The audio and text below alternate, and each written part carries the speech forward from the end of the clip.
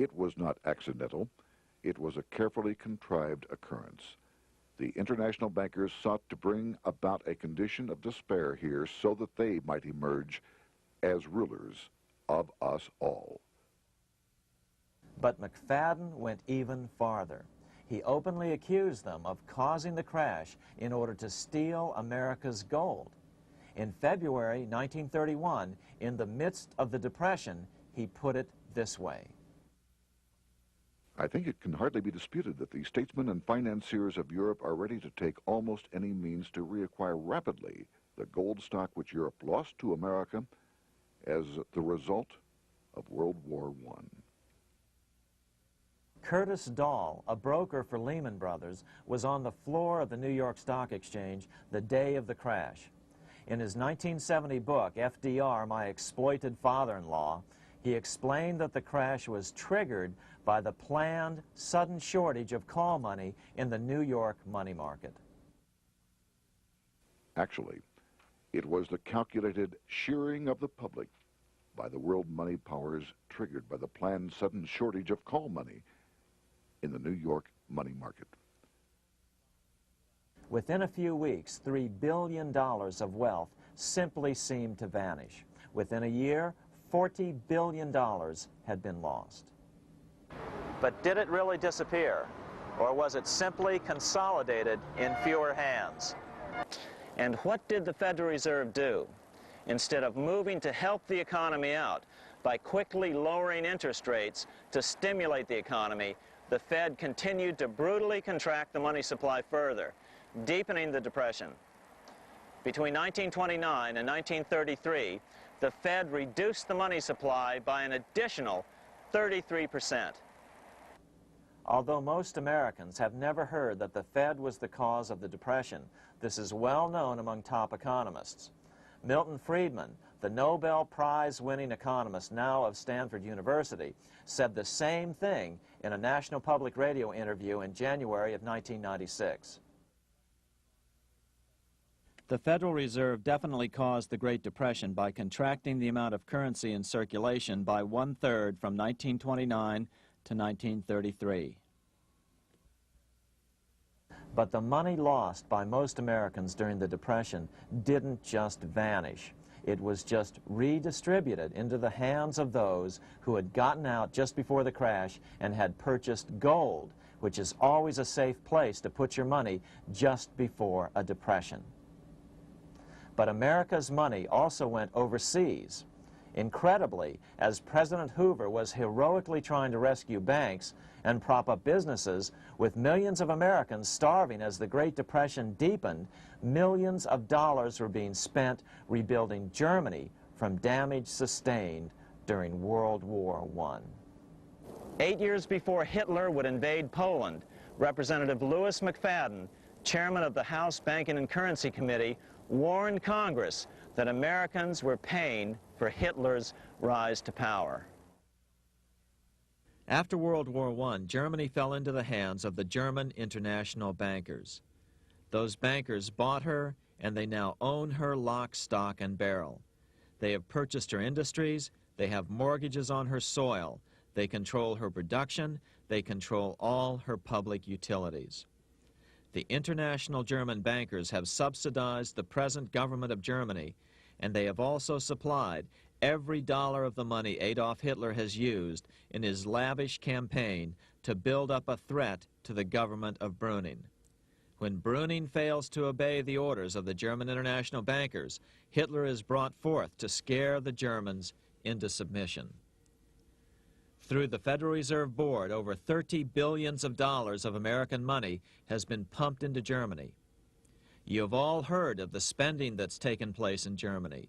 Modernistic dwellings, her great planetariums, her gymnasiums, her swimming pools, her fine public highways, her perfect factories. All this was done on our money. All this was given to Germany through the Federal Reserve Board.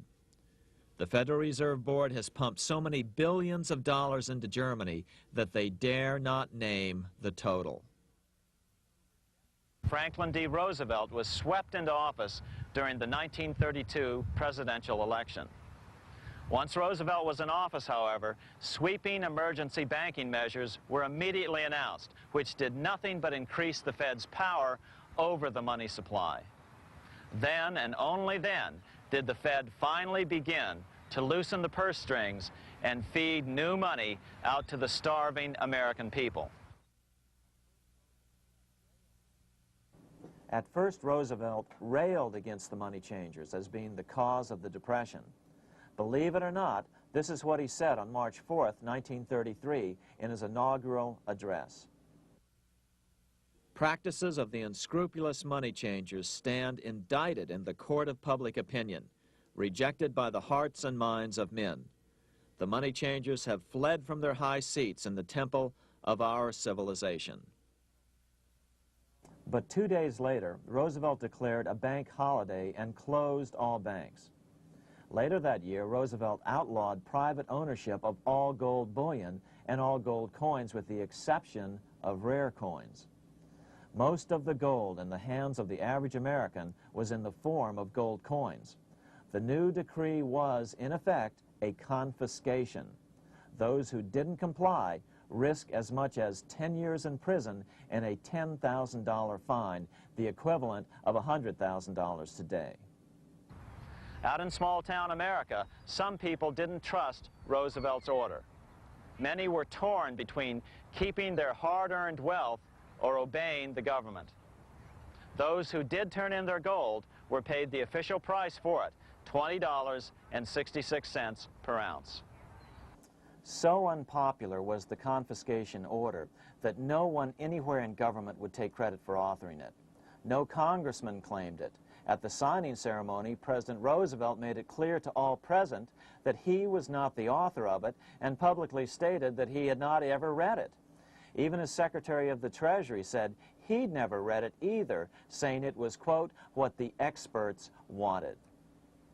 Roosevelt convinced the public to give up their gold by saying that pooling the nation's resources was necessary to get America out of the Depression.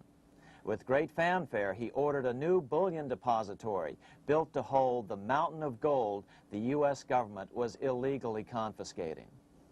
By 1936, the U.S. Bullion Depository at Fort Knox was completed, and in January 1937, the gold began to flow into it. The rip-off of the ages was about to proceed. In 1935, once the gold had all been turned in, the official price of gold was suddenly raised to $35 per ounce. But the catch was, only foreigners could sell their gold at the new higher price. The money changers who had heeded Warburg's note and gotten out of the stock market just before the crash and bought gold at $20.66 per ounce, then shipped it to London, could now bring it back and sell it back to the government, nearly doubling their money while the average American starved. The Fort Knox Bullion Depository sits here in the middle of the Fort Knox Military Reservation, 30 miles southwest of Louisville, Kentucky. This was as close as we were permitted to get to the depository despite years of letters from members of Congress to allow our film crew inside. The 4-acre grounds immediately surrounding the building are guarded by an electrified steel fence, an open moat, and 4 machine-gun-armed guard pillboxes at the structure's corners. When the gold began arriving on January 13, 1937, there was unprecedented security. Thousands of official guests watched the arrival of a 9-car train from Philadelphia, guarded by armed soldiers, postal inspectors, Secret Servicemen, and guards from the U.S. Mint. It was all great theater. America's gold supply from across the land had been pooled, supposedly for the public benefit, and then safely tucked into Fort Knox. But all that security would soon be breached by the government itself.